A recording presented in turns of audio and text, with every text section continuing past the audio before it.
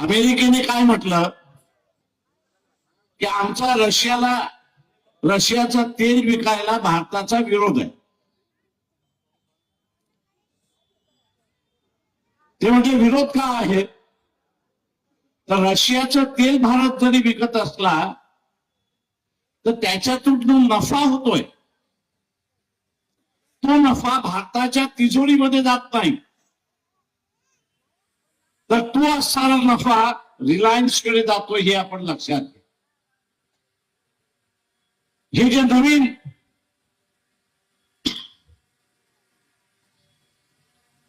Petrol pump आपण बघितलेला आहे, नैना म्हणून आपण बघितलेला आहे. जे नैना पेट्रोल कंपन्या ज्या आहेत त्या नफा खातात.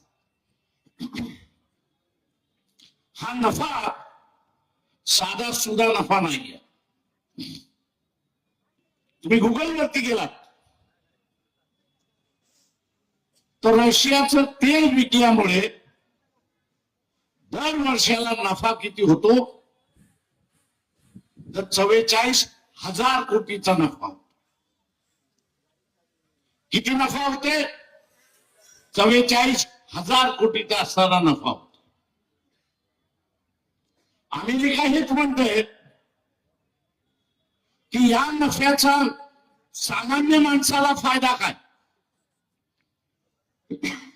सामान्य माणसाला फायदा काय तर सामान्य माणसाला अजिबात त्याचा काहीच फायदा नाही. तो उलट